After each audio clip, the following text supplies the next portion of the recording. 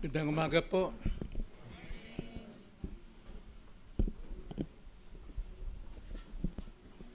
Mukhang marami pang nagdiriwang ng araw ng mga patay. Buksan natin ang ating mga Bible sa Ecclesiastes chapter 9. Ecclesiastes chapter 9. At tatalakayin po natin ang tungkol po sa mga araw ng mga patay.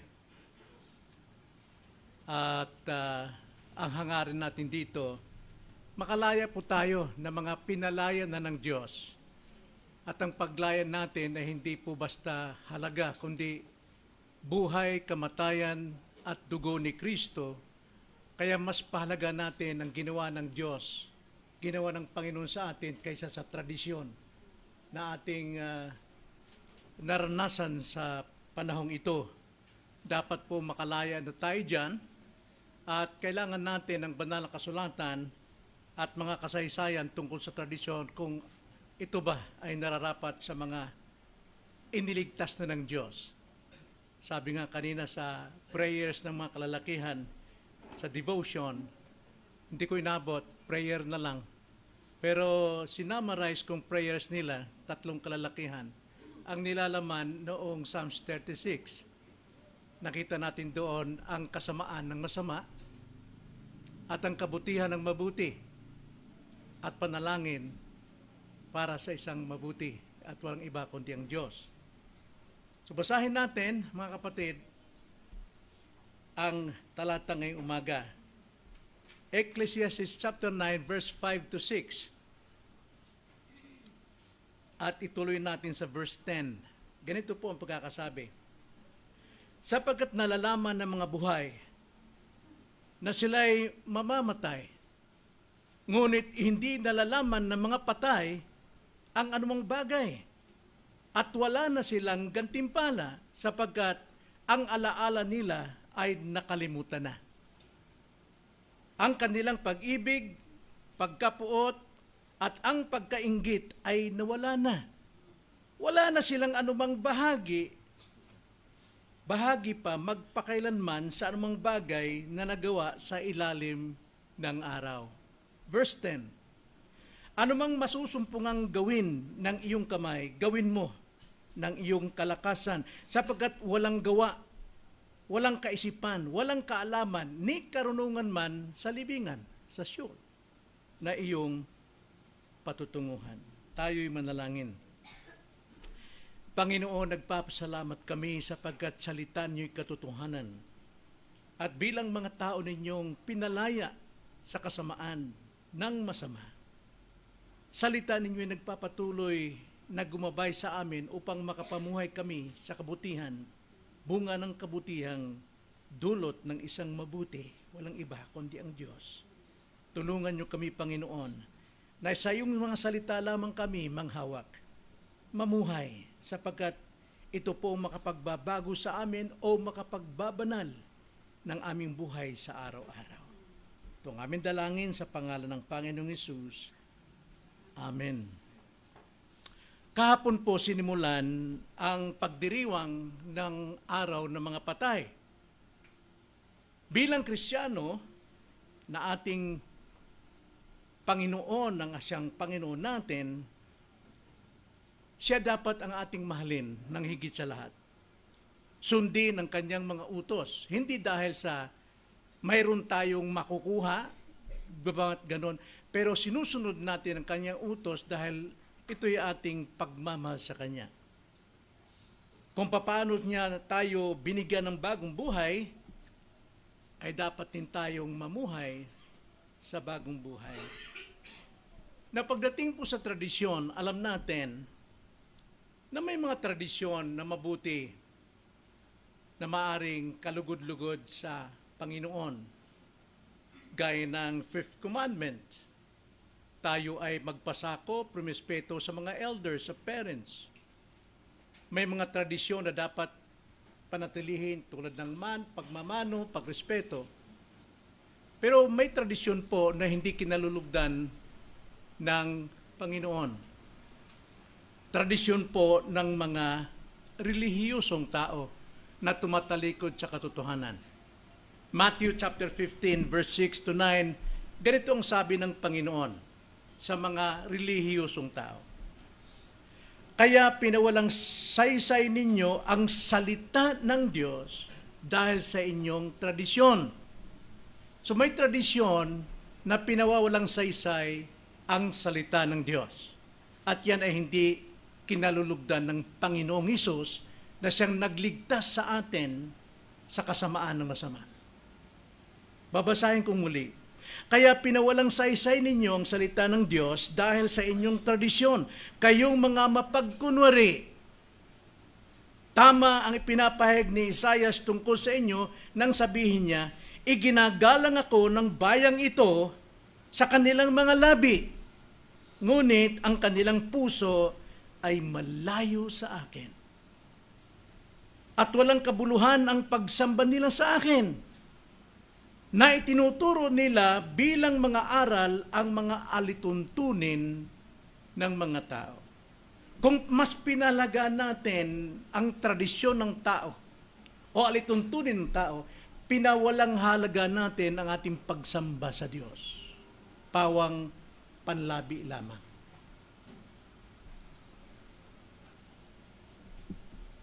Paano natin makikita ito sa buhay natin? Ang sabi nga ng Panginoon, ang kanyang mga alagad, John 8:31, sa mga Hudyong sumasampalataya at tayo rin, kung kayo'y magpapatuloy sa aking salita, then tunay kayong mga alagad ko. Bakit? Sapagkat malalaman ninyong katotohanan at ang katotohanan ng siyang dapat magpalaya sa inyo. Na marami pa sa ating panahon ngayon, Kristiyano, hindi pa malaya. Bagamat siya'y pinalaya ng Panginoon at ang kalayaang binigay niya ay buhay niya mismo, kamatayan niya mismo, dugo niya mismo, ang ipinantubo sa atin para tayo makalaya, pero sadyang hindi tayo gustong lumaya pa.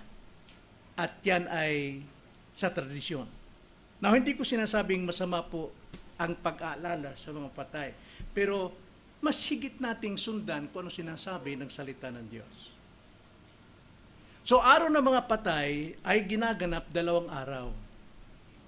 Una, kahapon, first day, kung tawagin yan, araw ng mga santo or All Saints Day. All Saints Day or Todos los Santos. At ngayon, araw na ito, the second day ay araw ng mga kaluluwa. All Souls Day. Now, tignan natin sa 4 na dahilan kung bakit ipinagdiriwang ito at ano ang sinasabi ng banal na kasulatan. Una, tignan natin bakit ba ito ipinagdiriwang. Ikalawa, saan ito nagmula? Ano pinagmula nito? At ikatlo, ano-ano mga tradisyonal na gawi? Sa Bisaya pa, pamatasan ba? Nining adlaw sa mga kalag o kalag-kalag. Then, tignan natin, ano bang sinasabi ng banal na kasulatan tungkol dito, mga kapatid? Una, tignan natin ang pangunahing dahilan. Bakit ipinagdiriwang ang araw na ito? So, may 2 bagay. Una, ito'y paggalang. Sang-ayon sa tradisyon, unahin natin tradisyon muna. Unahin natin ang tradisyon. Saan ito nagmula? Now, ayon po sa tradisyon, ito daw ay paggalang at pag-alala sa mga namatay. Which is correct. Paggalang.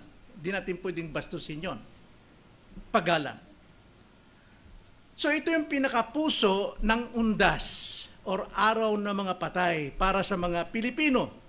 Tradisyong nagpapatibay sa matibay na ugnayan ng pamilyang Pilipino maging sa kabilang buhay. Pero bagong lahat, papasalamat ako sa YouTube, yung ask question, sapagkat dito ko kinuha ang mga ilan dito na hindi ko alam before. 75 years old na ako, pero hindi ko alam yung mga tradisyong ito. So, salamat sa libreng ito. So, ito yung paggalang at pag-alala sa mga namatay. Tama po yun. Ito yung kalawa, pagdiriwang ng Undas o Araw ng mga Patay ay pagsasama-sama ng pamilya. Kung mapapansin nyo, puno ang mga terminal, puno mga buses, puno ang mga barko, puno ang mga eroplano. Bakit po? Dahil ito yung panahon ng isang malaking family reunion. Yan ay tradisyon. Yan ay nakaugalian na ng mga Pilipino. Malaking reunion ang ginaganap dito.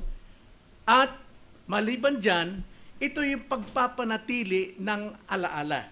Sapagkat pagka nagkatipon na ang mga pamilya sa araw na yon, wala silang ginagawa kundi sadyaan nilang ibinabahagi ang mga kabutihan ng mga namatay na. Inaalala nila. Sila ay nalulungkot, sila ay natatawa, sila ay napapalakas sa alalang ayon.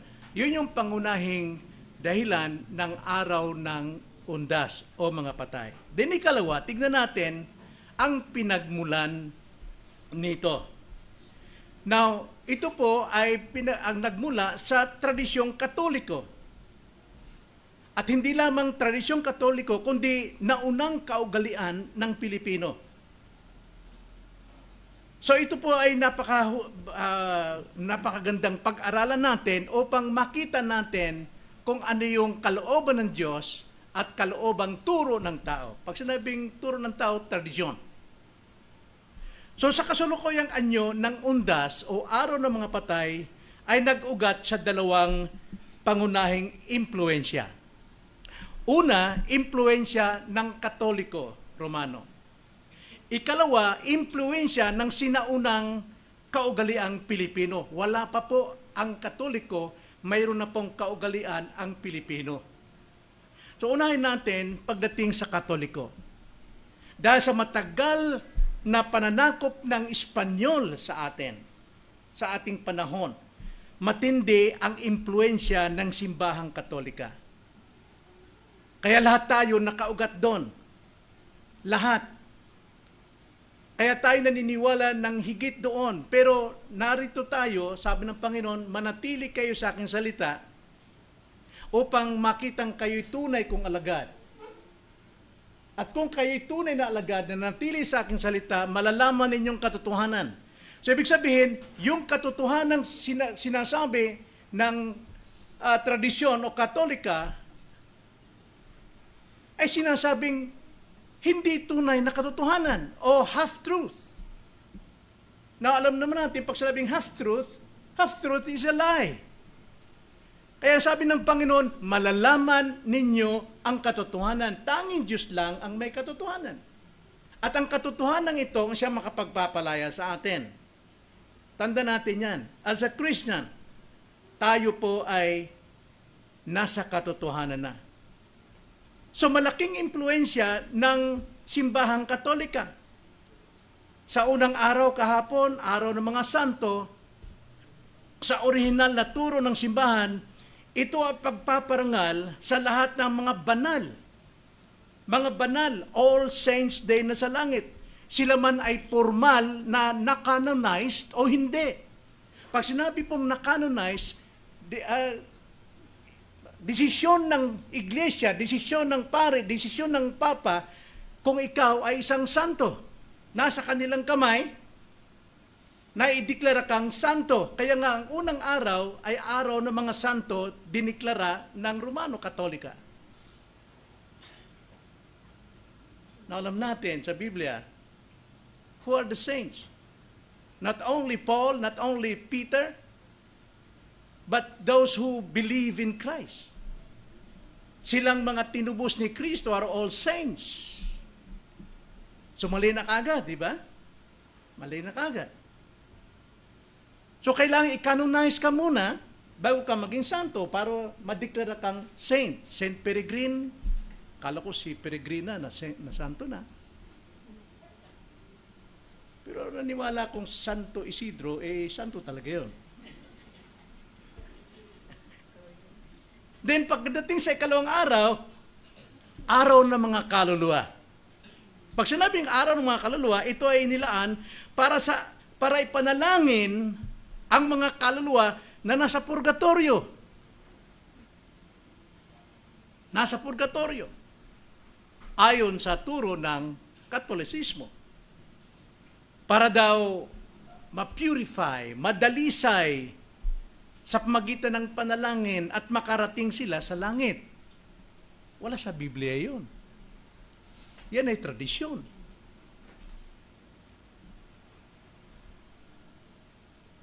So, kailangan dito ang pananalangin at pag-aalay ng misa para sa mga patay na makaakyat sila sa langit. Ito ang sentro ng pagdiriwang na ito, All Souls Day. Pero tingnan natin, bago pa dumating ang pananakop ng Espanyol, mayroon ng sinaunang kaugalian ng Pilipino, sang-ayon doon sa aking pinagkukunan, the pre-colonial belief. So bago pa man dumating ang Kastila, mayroon ng matinding paggalang ang mga sinaunang Pilipino sa mga kaluluwa at ninuno. Kung tawagin yan, ancestor worship. Sinasamba na nila yung mga ninuno na namatay. Ganon sila katindi kung gumalang sa mga namatay na. Kaya dito, ginagawa yung tradisyong pangangaluluwa. Pangangaluluwa. Sa Bisaya pa, kalag-kalag. No? Ang ginagawa ng mga tao rito, bumababa sila ng bahay, nagdadala ng gitara, nagsusuot ng uniforme na parang choir, at umaawit sila sa bahay-bahay. At nangihingi sila ng pera dahil yun daw ay sustento sa mga kalag na lumalakad, namamasyal. Parang caroling. Saan sa Biblia yun? Ngayon, ito yung ugat ng ating paniniwala sa tradisyon. So sa ilang rehiyon, may tradisyong paniniwala kung saan kailangan daw nilang humingi. Sa English yan, alam ko yung naghahanap ng bunny ba yun, na rabbit, na puti. Ganon mga, hindi ko alam yon. Baka mamayang gabi mayroong aawit sa harapan ninyo. Nangangaroling. Dahil naniniwala sila na ang mga espiritu daw ay bumabalik at bumibisita. Kaya nilalagyan nila ng ilaw o kandila yung pinto para huwag maligaw yung mga kaluluwa.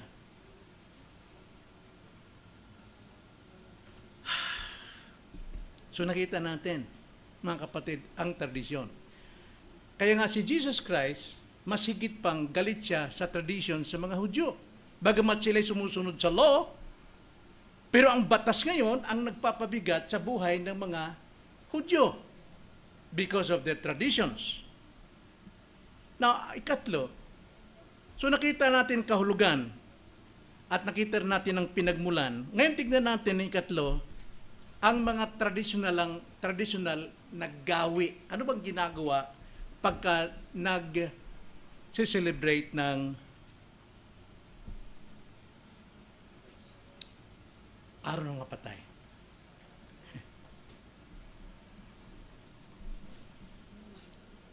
So ano mga gawi o kaugali ang ginagawa ng mga Katoliko o Katolikong Pilipino sa nagpapakita ng kahulugan ng undas? Una-una, ito yung nakaugali namin nung maliit pa kami, siguro hanggang ngayon, pagbibisita sa sementeryo. Ginagawa natin yan. Pero as a Christian, bakit tayo nakikisabay sa araw ng mga patay? Maaari natin gawin to araw-araw. So, ibig sabihin, hawak pa rin natin yung tradisyon. Dahil doon tayo naglilinis ng puntod kapag araw ng mga kaluluwa, araw ng mga patay. So, ito yung sentro ng ritual. Ang pagdagsa ng milyon-milyon, nagpapakilala at Pagtahod ba sa Bisaya? Paggalang, pagrespeto sa yumaong kaanak. So maliban dun sa pagdalaw sa sementeryo, naroon ang paglilinis, pagpipintura ng puntod. Walang masama doon. Masama ba yun? Hindi. Pero bakit mo ginagawa kasabay ng libo-libo? Ba't hindi mo ginawa ng ibang araw? Mayroon tayong 365 days a year. Pero bakit natin tinataon sa araw ng pagdiriwang sa tradisyon? Ito raw ay simbolo ng pag-aalaga at pagpapanatili ng alaala. Pero mga anak, kung buhay pa ang tatay ninyo, nanay ninyo, minumura nyo. Hindi nyo ginagalang, binabastos ninyo, sasagot-sagot kayo. Pero pagkalibingan na, nililinis yung puntod ninyo. Kaya nga sabi Jesus Christ, kayo ay mga hypocrites, sumusunod sa traditions. Pagkatapos, pag birthday, babatiin ninyo, happy birthday! Ang sabi ng binasa natin, Ecclesiastes chapter 5, lahat po ng dapat nilang malaman sa buhay na buhay, ay wala na silang alam. At hindi na bumabalik ang Espiritu. So, sino yung sinasamba natin? Hindi ang Diyos.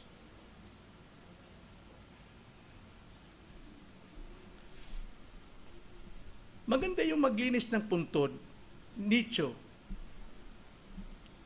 na hindi natin nakakalimutan ang lumamayapa. Pero pagkatapos po ng araw ng undas, 1 taon, limot natin.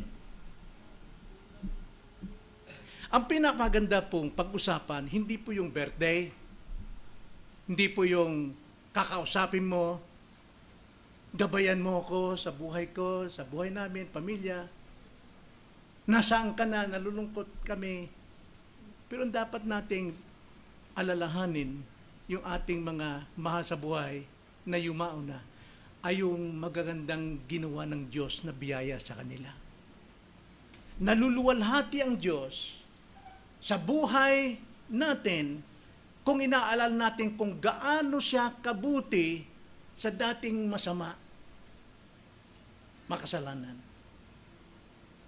Wala tayong ibang dapat itaas kundi ang glory ng Panginoon.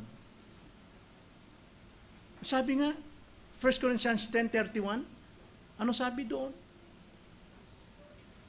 Ano man ang inyong ginagawa, kumakain man o umiinom, gawin ninyo alang-alang sa kaluwalhatian ng Diyos. So whatever we do, or whatever we think, do all for the glory of God. Hindi yung tao, patay na inaalala natin na para nating kausap, no, hindi po nagugustuhan ng Diyos yan. Then, hindi lamang sa paglilinis ng mga puntod, kundi pag-aalay ng mga bulaklak. Alam nyo, mayroon akong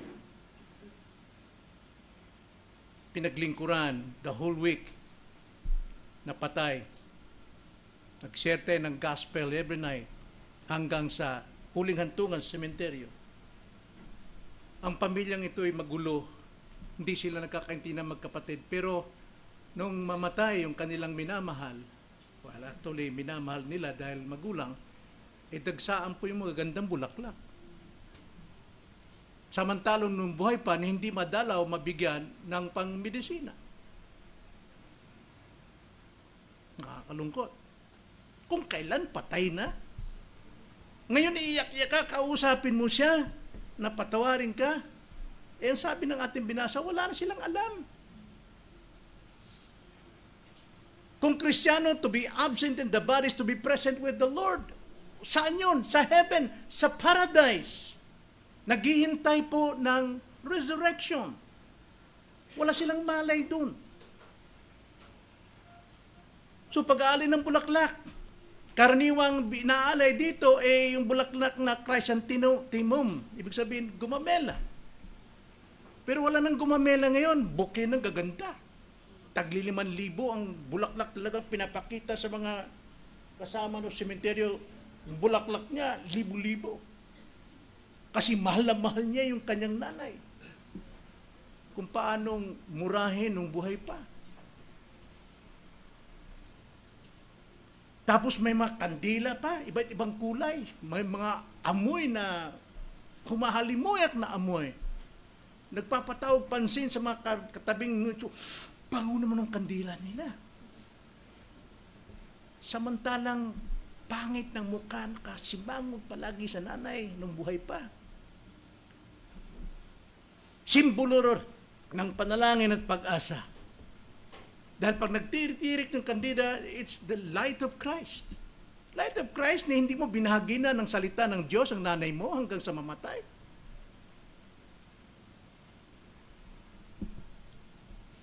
Pagkatapos, hindi lang yun. Hindi lang yung pagbisita sa sementeryo, pagpipintura ng puntod, pag-aalay ng bulaklak.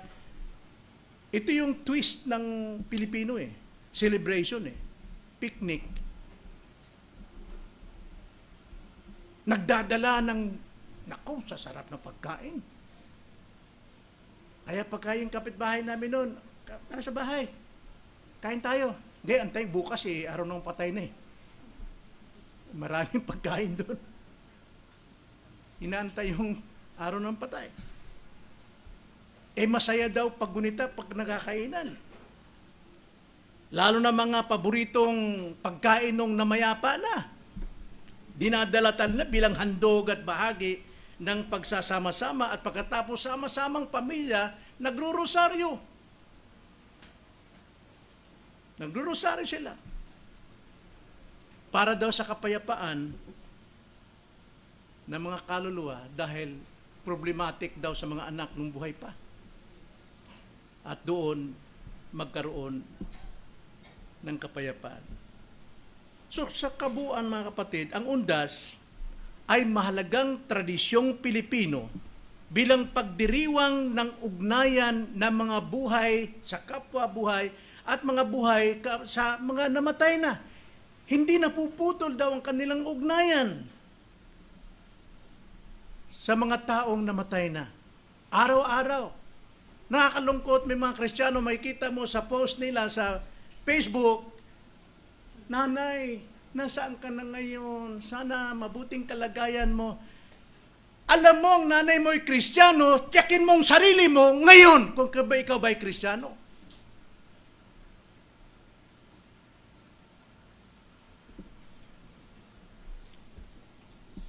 Lahat ito mga kapatid, hindi ko pwedeng i-expound lahat yung tinuro doon sa pinagkunan ko.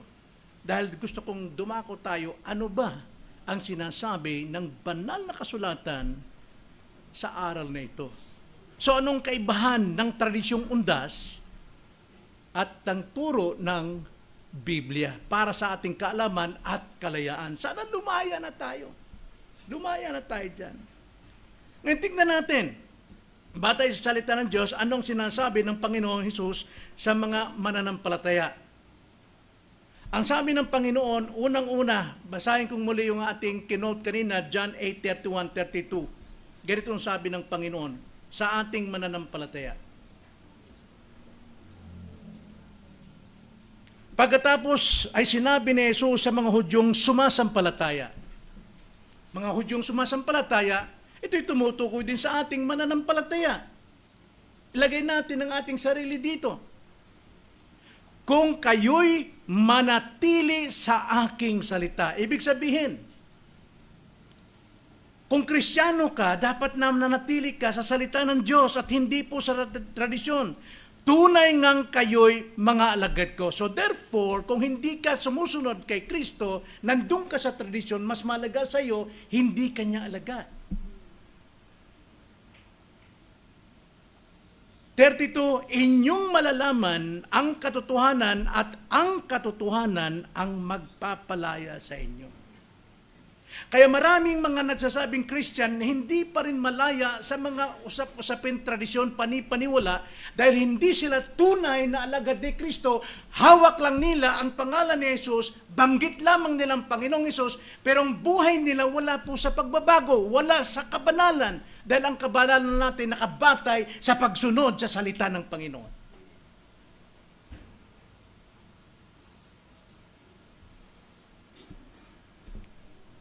At itong sinabi ng Panginoon pagdating po sa tradisyon.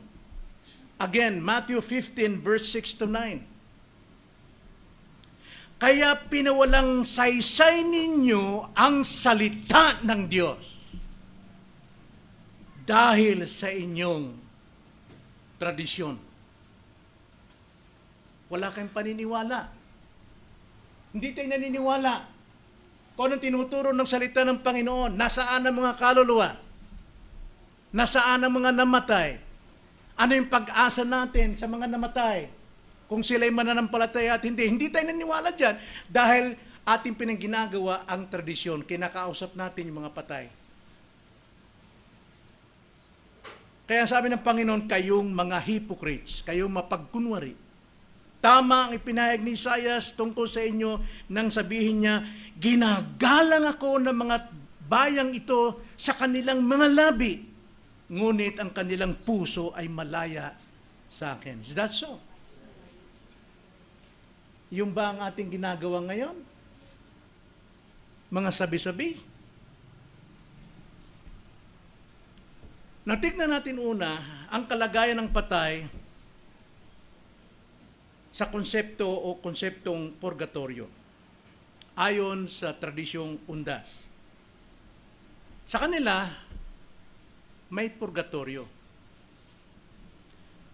Naniniwala sila sa purgatorio ni isang lugar kung saan ang kaluluwa ay dinadalisay, ongoing process. Mula sa kanilang mga kasalanang venial, maliliit na kasalanan lang. Kasi pagka malaki, sa impyerno yon. Pero maliliit, dahil mabait ka, venial, kaya nasa purgatorio ka. Bago sila makapasok sa Kaharian ng Diyos, daraan sila sa purgatorio. Purgatorio ay pagdadalisay. Sapagkat naniniwala sila na ang mga patay daw ay may kakayahang makinabang pa doon sa purgatorio.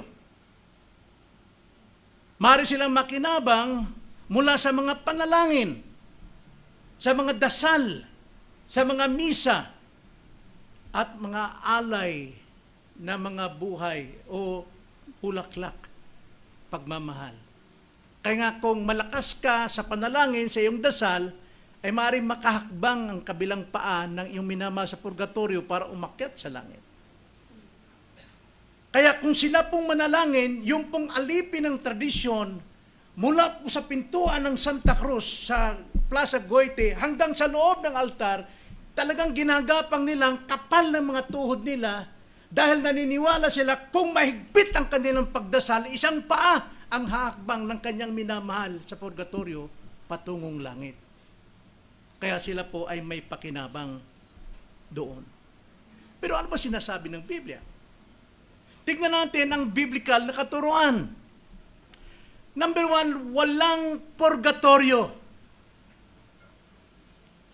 Sapagkat ayon sa salita ng Panginoon, to be absent in the body is to be present with the Lord. And sabi ni Paul sa Philippians chapter 1 verse 23, kung di nagkakamali, mas ibigin niya ang mamatay upang mapapiling kay Kristo. Pagkamatay mo, kay Kristo ka na agad kapiling. Walang purgatorio. Wala pong purgatorio.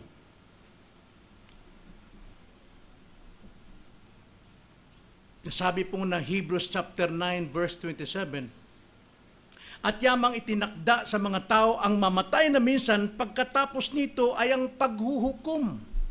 Walang purgatorio, kundi judgment. Lahat tayo haharap sa judgment.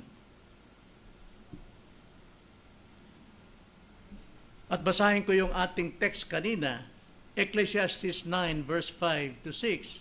Ganito ang pagkakasabi. Sapagkat nalalaman ng mga buhay, tayo yon, na sila'y mamamatay. Alam natin yon. So ibig sabihin, mamamatay tayo, gawin natin ang nararapat nating gawin ngayong samantalang buhay pa tayo. Magsisi tayo ng kasalanan, sumampalatay tayo kay Jesus, sumunod tayo, maglingkod tayo sa Kanya.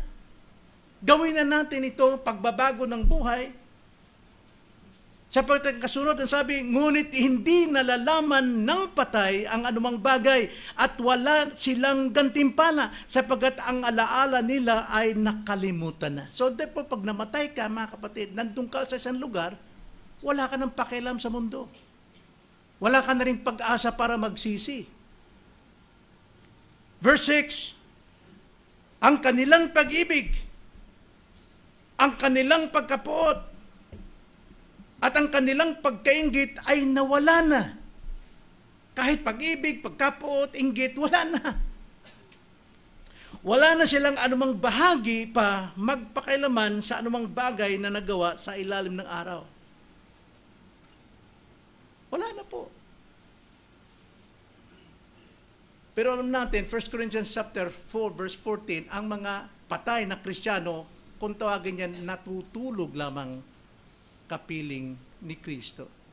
Inilarawan yan sa Luke chapter 16, yung pong Abraham's bosom, na nandoon ang mga mananampalataya, nakikita ang kalagayan ng mga taong walang pananampalataya. Pero hindi natin pwedeng bigyan ng lugar. Saan yun? Hindi ko alam. Walang sinasabi ang Bible. Kundi to be absent at the body is to be present with the Lord. At ang sabi sa verse 10, anumang masumpungang gawin ng iyong kamay, ngayon, gawin mo ng iyong kalakasan. Sapagkat walang gawa, walang kaisipan, walang kaalaman, ni karunungan man sa libingan, sa Sheol, na iyong patutunguhan. Kaya nga yan sinasabi ng Bible. Ang sabi ni Jesus Christ, kung kayo'y patuloy sa aking mga salita, tunay na kayo'y alagad ko.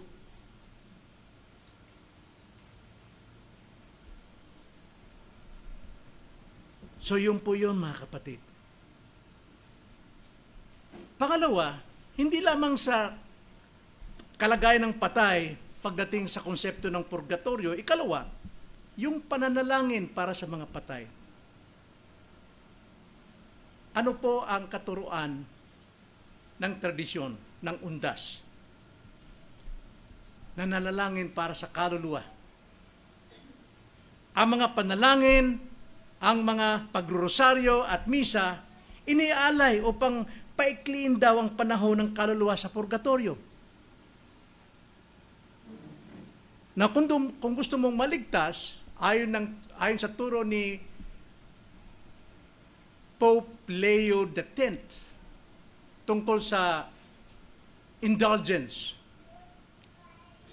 indulhensia sa Tagalog na, na kung bibili ka ng indulhensia na ito, hindi ka nadadaan ng purgatorio. Diretso ka ng langit. Itong si Pope Leo X, nangolekta siya ng indulgences para itayo yung St. Peter's Basilica. Matayo yung cathedral na yon. At ang nagpapaliwanag nito at nagpapalaganap nito ay si Johann Tetzel.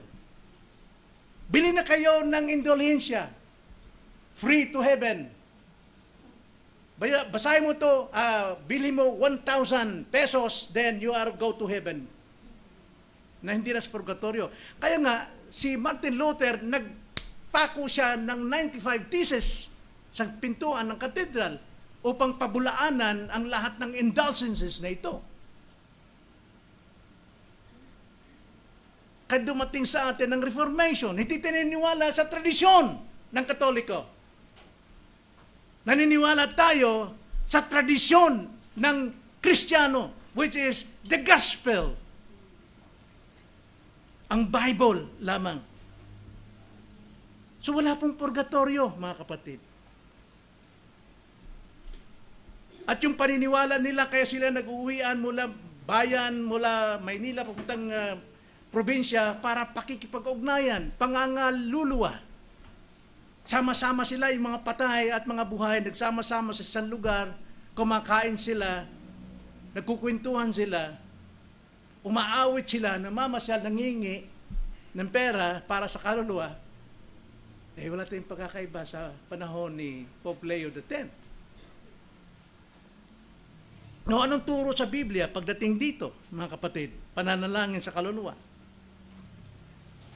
Ang sabi ng banal na kasulatan, walang kabuluhan ang panalangin sa patay. Walang kabuluhan. Sinasabi ng Biblia na sa sandali ng kamatayan, ang hantungan ng isang tao ay tiyak na. Either heaven o paradise or hell, Sheol. Kung ang isang tao ay namatay kay Kristo, sila ay kasama niya. Ito ang sabi ni Paul sa Philippians chapter 1 verse 23 at sa 2 Corinthians 5:8. Ganito ang sabi ni Paul, sapagkat ako'y naiipit sa pagitan ng dalawa. Ang aking nais ay umalis at makasama si Kristo sapagkat ito'y higit na mabuti. Now, pag sinabing naiipit si Pablo, tungkol sa kanyang kalagayan, sa kanyang ministry. Hirap na siya. Grabe na ang kanyang pagdurusa bilang lingkod ni Kristo sa pangangaral ng Ebanghelyo. Nais niya nang sumama kay Kristo sapagkat yun ang mas mabuti. Pero hindi niya maiwanan na mayroon pang hindi pagkakaunawaan at hindi pa lumalago ang mga iglesia. Tulad sa atin, mayroon pang sumasamba at nakikisama sa tradisyon. May panipaniwala pa. May mga sabi-sabi pa.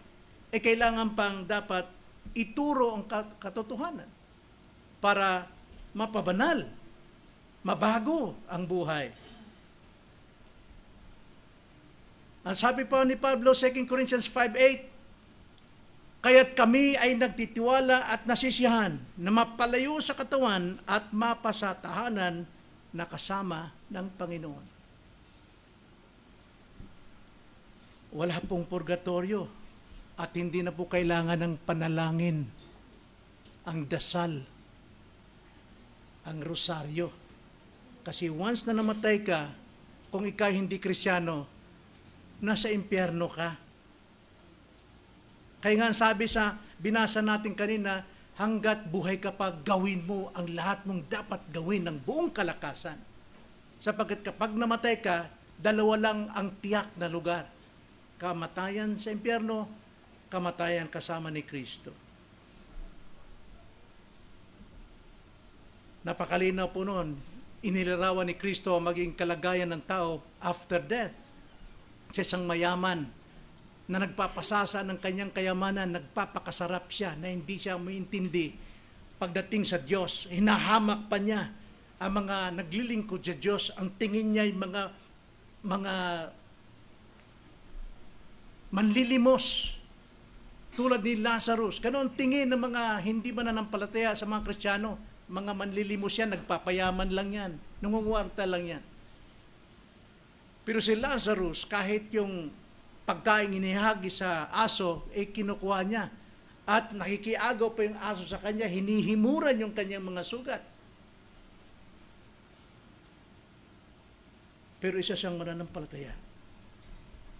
Kaya nga, pagdating po sa padasal, sa anumang mga pakikipag-usap sa mga patay, that is necromancy, ipinagbabawal at karumal-dumal sa Diyos yan.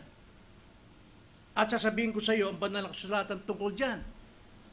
Ni bata man ang namatay, kinausap mo, yan isang bagay na kung saan sinasampal mo ang Diyos na hindi ka niniwala sa Diyos na ang Diyos ang may hawak ng kaluluwa.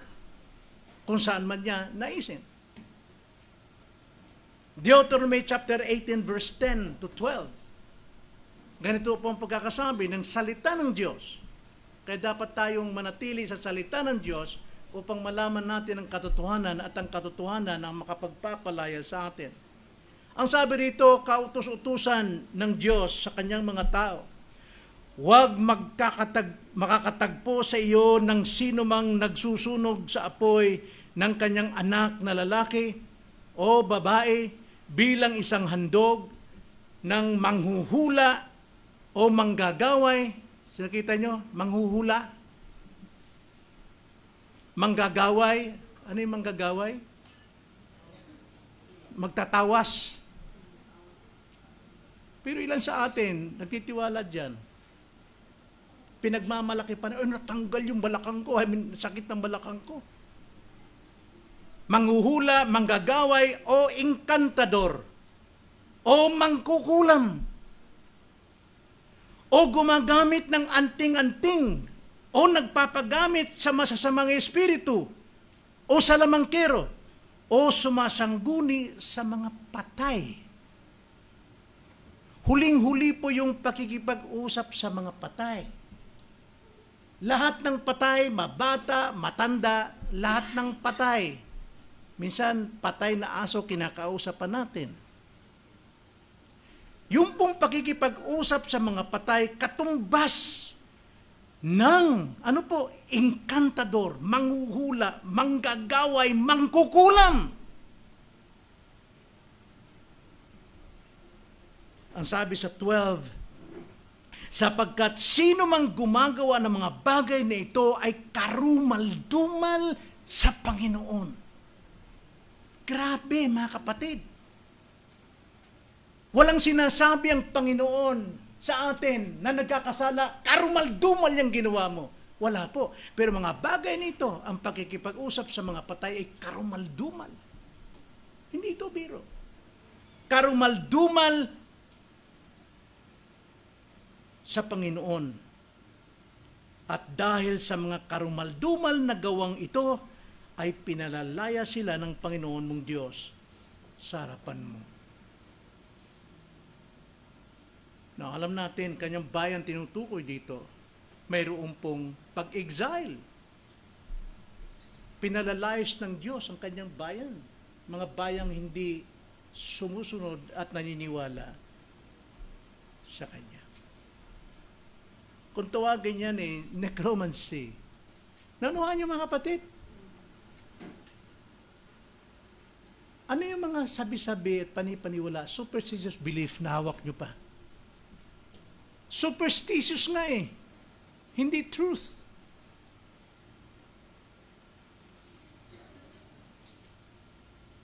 If you remain in my word, truly you are my disciple.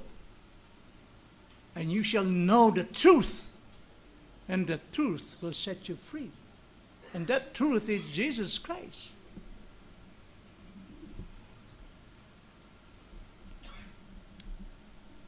At ayon sa tradisyon, mga kapatid, hindi lamang pinapakita ang kalagayan ng patay sa purgatorio, kundi yung kanilang pangalawa, yung kanilang pananalangin para sa mga patay. Ang mabigat pa rito, ito yung nagiging sentro ng pag-asa. Sa mga palabas sa TV, di ba, kinaka-off yung mahal sa buhay. Mahal, 10 taon tayo nagsama, ikaw nakakabatid mga anak natin. Hindi ko alam paano silang gabayan, pangalagaan. Sana gabayan mo ko, mahal.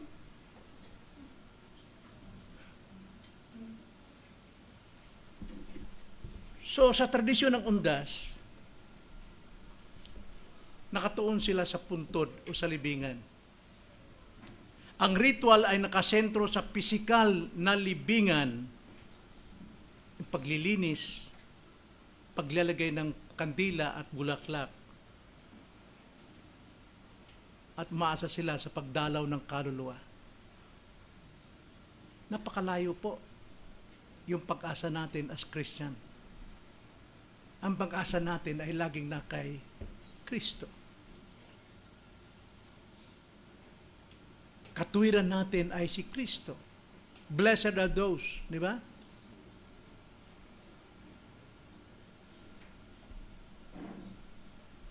At ang sabi nila, ayon sa pag-asa nila,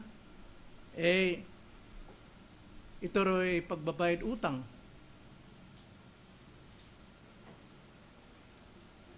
kapag ka nagmimisa, nagdarasal, ay ito'y tumutulong upang bayaran ang kulang na pananampalataya nung namatay. Yun ang ayon. Kulang yung gawa nitong namatay, kaya nasa purgatory siya. Kailangan ipagdasal, pagmisahan, para madagdagan yung kanyang kulang. Nang sa ganon, makarating siya sa langit. Ano ba turo ng Biblia? Now, alam natin, sa Biblia, yung selyo po ng ating pananampalataya na si Kristo ang umangkin ng ating kasalanan, siya ang nagbuwis ng buhay, upang makita nating tunay ang katubusang ito, ang selyo ay ang kanyang muling pagkabuhay. Sapagkat kung walang pagkabuhay, nananatiling patay ang ating pananampalataya. Walang kwenta ang ating pangangaral. So resurrection po ang tunay na katibayan, pagkabuhay na muli. Ito yung pag-asa ng mga Kristiyano. Ang resurrection of Christ ng mga mananampalataya. Basahin natin ang 1 Thessalonians chapter 4 verse 13 to 18. Ganito po ang pangasabi. Mga kapatid, nais naming malaman ninyo ang tungkol sa mga natutulog. See? Kristiyanong mananampalataya, natutulog lamang. Huwag mong gisingin. Upang kayo'y huwag malungkot, gaya ng iba na walang pag-asa. Sapagkat kung tayo'y sumasampalataya, si Jesus ay namatay, at muling binuhay, ay gayon din naman. Sa pamamagitan ni Jesus, ang mga natutulog ay dadalhin ng Diyos na kasama niya. Sapagkat ito'y sinasabi namin sa inyo sa pamamagitan ng salita ng Panginoon na tayong nabubuhay, na natitira hanggang sa pagdating ng Panginoon ay hindi mauuna sa anumang paraan sa mga natutulog na. Sapagkat ang Panginoon mismo ang bababa mula sa langit na may sigaw, may tinig ng arkanghel, at may trompeta ng Diyos, at ang mga namatay kay Kristo ay babangon muna. Pagkatapos, tayong nabubuhay na natitira ay aagawing kasama nila sa mga ulap upang salubungin ng Panginoon sa papawirin, at sa gayon ay makakapiling natin ang Panginoon magpakailanman kasama ng ating minamahal na namatay na. Yun yung pag-asa natin. Yung pag-asa na tayo po, bagamat tayo'y buhay pa, na sumasampalataya, hindi na tayo mamamatay doon sa kamatayan sa impyerno. Yan ang sinabi ng Panginoon sa John 11:25. Nang sabi ni Jesus Christ, I am the resurrection and the life. Whoever believes in me shall live. And if he dies, he shall live again. At ang sino mang sumasampalataya sa kasalukuyan, hindi na siya mamamatay. Pinaniniwalaan ba natin ito? Sabi ni Jesus Christ. Yun ang pag-asa natin. Hindi yung pag-asa ng tradisyon. Kung ano ng pag-asa ang kanilang ginagawa. Ang kaligtasan ay tapos na. Lalo na pagdating sa namatay ng kaluluwa, wala na po. Wala na. Dito habang tayo'y nabubuhay pa. Sabi nga sa John 19:30, nang matanggap ni Jesus ang suka ay sinabi niya, natupad na. At itinungo ang kanyang ulo at siya ay namatay. Lahat po ng pinapangaral sa lumang tipan, lahat po ng kautusan sinunod ni Kristo, lahat po ng mga nakatakda kay Kristo, ginanap niya. At pagkatapos naroon siya sa krus, nakita niya, sabi niya, it is finished, tapos na, wala nang kailangan pa para sa kaligtasan. Nagawa ng lahat. At ang selyo nito ay ang kanyang muling pagkabuhay. So mga kapatid, ang pagdiriwang ng undas sa Pilipinas ay pangunahing gawi ng pag-alala at pagpapayag ng pagmamahal na may matinding bahid ng katolikong teolohiya. Hindi po yan biblical theology. Ang panalangin sa mga patay, ang pakikipag-usap sa mga patay, ang purgatorio, mga kapatid, huwag tayong padaya. Huwag tayong paalipin. Pinalaya na tayo ng Panginoon. Bigyan natin ng halaga at buong pagmamahal yung pagpapalaya ni Kristo sa atin mula sa lusak ng kasalanan. Mamuhay tayong banal para sa Kanya. Sapagkat sa kabilang bandang turo ng Biblia ay nagbibigay diin sa mga namatay, ang tawag ay natutulog lamang, mga patay hanggang sa muling pagkabuhay. Kailangan ba natin galang ang ganitong tradisyon? Well, galang natin paniniwala ng ating mga masabuhay na wala pa sa katotohanan. Pero hindi nangahulugan, makikisa tayo, magkikisama tayo sa kanila. Sabi nga na isang mga ngaral, kung kayo pa inumin ng lason, isang patak lang sa isang garapon, iinom ba kayo?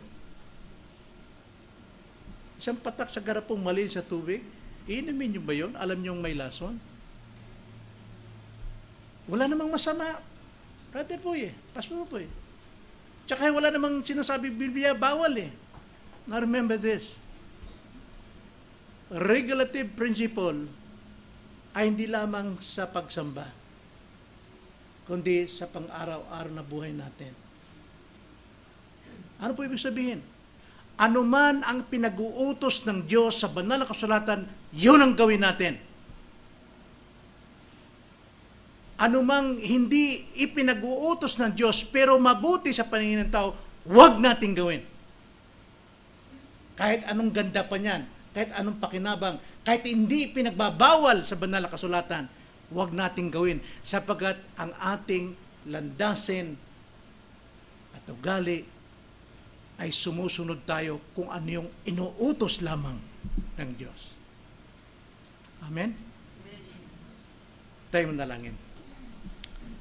Panginoon, nagpapasalamat kami sa iyong mga salita sapagkat tunay, Lord, na bagamat kami na pinalaya niyo na mula sa kamalian na kung saan pinapalitan namin ang aming pagtitiwala sa inyo, mas higit naming pinagtitiwalaan ng aral ng tao na wala po sa iyong banal na kasulatan, ito po ay isang kasalanan. Nagpapasalamat kami sa umagang ito. Nawa, patuloy kaming palayain sa lahat ng kamalian, sa isipan, salita at gawa namin sa pamagitan ng pananatili namin sa iyo po mga salita. Ang salita ninyo'y katotohanan.